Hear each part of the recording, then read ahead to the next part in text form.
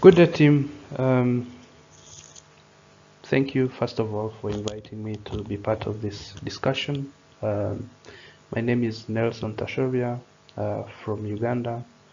My presentation will be about the state of policies, and I'll also go into design considerations for mini-grids in Uganda. Mine will be really a private sector perspective on the developments in Uganda so far.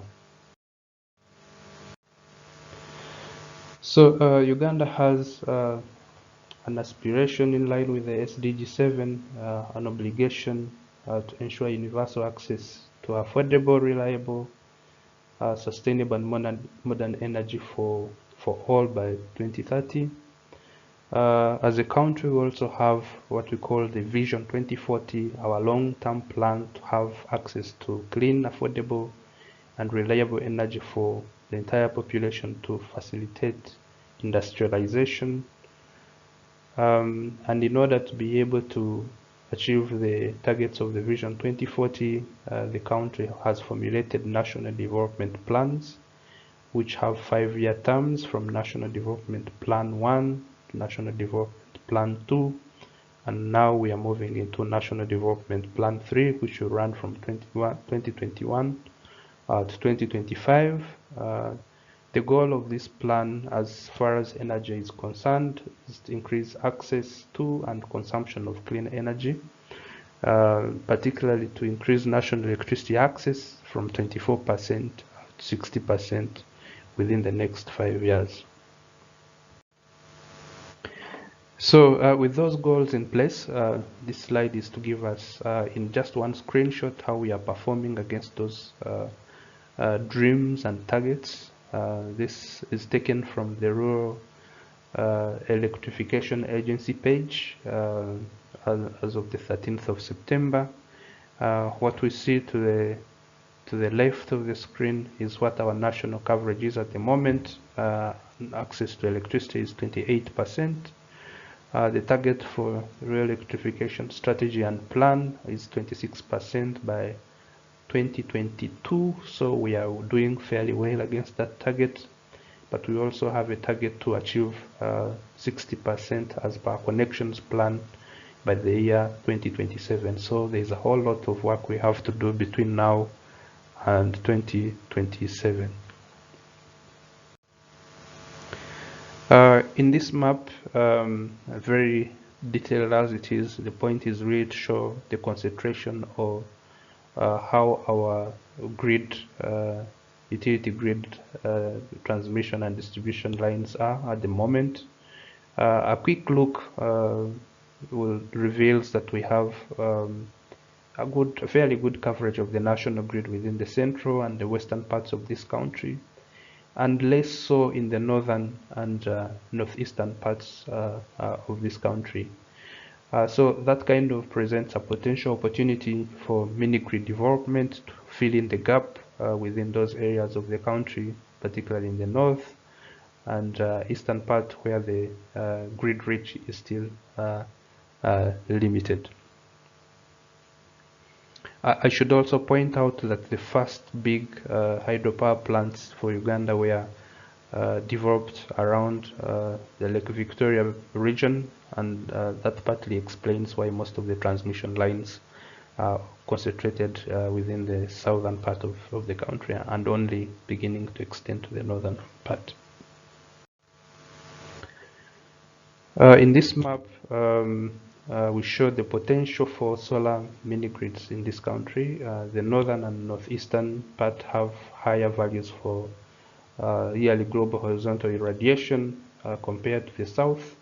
Interestingly, these are the same areas that are still underserved by the national grid, and that means that we have an opportunity in those regions to develop mini-grids that are based on solar. And already GIZ has earmarked a number of sites in northern Uganda for development of mini-grids in the next few years.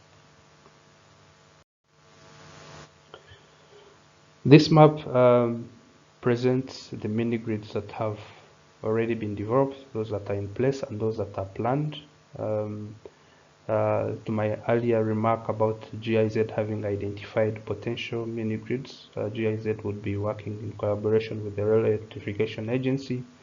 That's the 25 sites we have in the northern part of Uganda. We have several solar mini-grids and a few biomass-based mini-grids. Some are hybrid mini-grids, as one we have in Kalangala, by Kalangala Infrastructure Services on the Lake Victoria, where we also have a 230 kilowatt peak PV plant managed by Absolute Energy on Kitobo Island. The Lake Victoria region in particular is interesting because it has about, if not more, 100 islands, all of which are out of reach of the national grid, and therefore present an interesting opportunity in a sense that you have, fishing communities around there who would be willing and able to pay for the power. So there are potential areas for, mini-grid development in that way.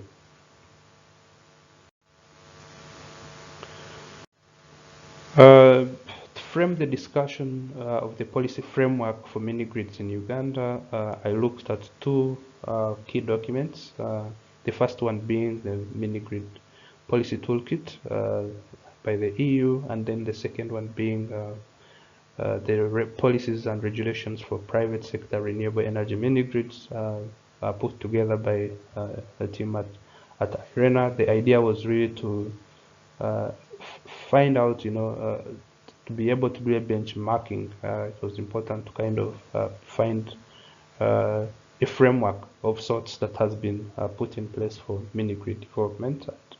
And these two documents informed my discussion and my presentation of this section. So there are several regulatory instruments in Uganda for the general energy and electricity space, and they are presented here, pointing particularly to their relevance to mini-grid and mini-grid development. The first one being the Electricity Act of Uganda of 1999, very relevant in a sense that it established the Electricity Regulatory Authority, which now regulates all activities in the energy and electricity space, where the mini-grids would be, participating, but also it opened up the space for private sector participation, and we've had significant investment coming into the energy sector, into the electricity sector, from generation all the way up to distribution. In 2002, Uganda got its energy policy, whose main focus was really to emphasize the direction of energy development, and it was such that the emphasis was on developing energy infrastructure in a sustainable fashion and environmentally sustainable way. This was emphasized in the renewable energy policy of 2007, where the government made a commitment or set a policy goal to increase use of modern energy from 4% to 61% within 2 years alone. It's relevant to mini-grids in the sense that the policy introduced renewable energy feed-in tariffs, which would be published and published to date, and it also standardized power purchase agreements that make formulation a kind of standard for all developers in the electricity energy space. Then we have the rural electrification strategy and plan, whose focus really was to address the disparity between in the access rates between urban and rural areas. What we are working with at the minute is running from 2013 to 2022. And the goal of this was really to integrate off-grid solutions in accelerating grid connection or electricity solutions for the country. And the target was to achieve rural electrification access of 26%. And most recently, we have got the electricity connections policy, really focused at addressing challenges to connections, generally to the grid or to electricity, particularly the high connection charges, the high wiring costs, and other, other incentive issues surrounding, connections to the grid or connections to the national utility grid. The target for that is to hit an 80% access rate by 2040. As far as the technologies and design considerations are concerned, on this slide I highlight the technologies that are dominating the mini-grid space. This is from a study that was conducted in 2018, and what is clear here is that solar-based mini-grids are still dominant, and followed by hydropower. We have a few using biomass, and then a few hybrid ones that have a diesel generator to kind of supplement what is coming from the renewable energy resources. Why is solar PV dominant? As it happened across the world, the prices of solar products have been coming down, and also the uptake has kind of increased, partly because of the emphasis on solar by the government of Uganda and private sector associations that have really educated the masses about the benefits and encouraged adoption. That is on top of a very, good irradiation level of solar that we have across the country. The considerations for mini-grid design that usually are looked into at feasibility stage are numerous, but on this slide I highlight just a few of them. First of all, every investor will look at the risk, in what they're going to invest in, and the same is true for mini-grid investment in this country. Then the energy resources, what is available, at what cost, is it accessible, can it be harnessed, will it have, the support, locally or within the country for development. The demand profile, of course, is of interest. The willingness and ability to pay of the communities, opportunities for productive use of energy are also interesting, because they kind of give you, a platform to start with. Then the operative models, as it's obvious that most of these are usually placed very remotely, and therefore you want to have a model where, the operations and maintenance costs are very optimized.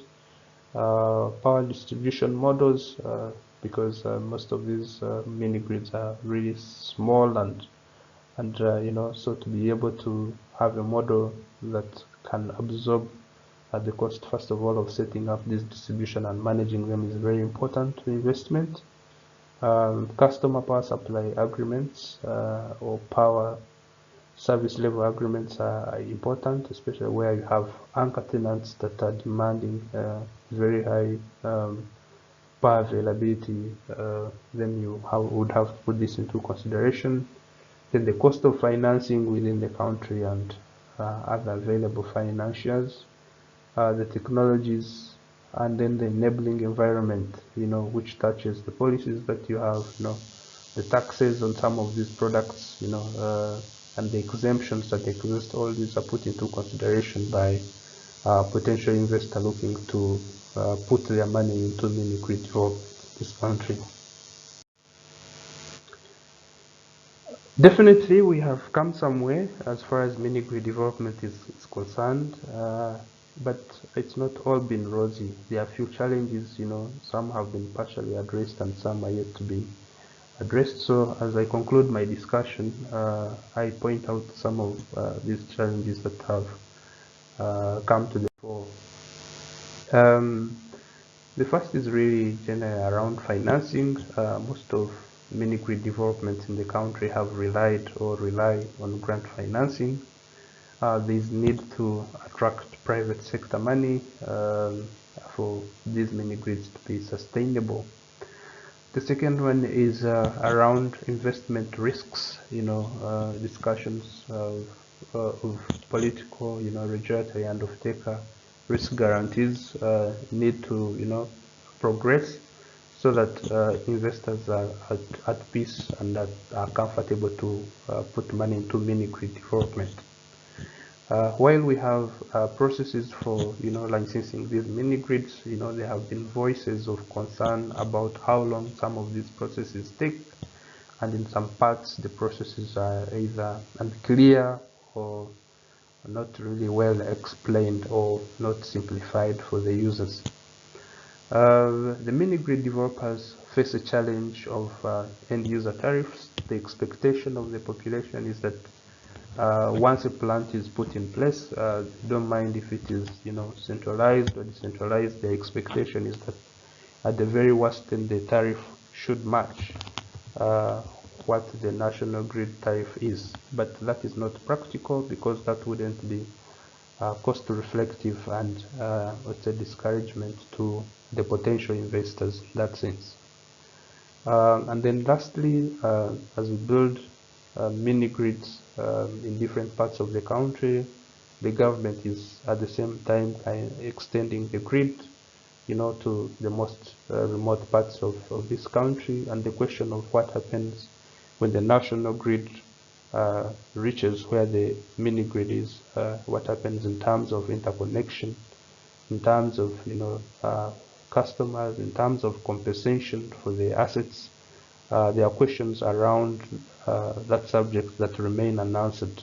There's no instrument in place or any guidance regarding that issue, and clarity would be important for potential investors. Thank you for listening to me. I look forward to your feedback. Thank you again for inviting.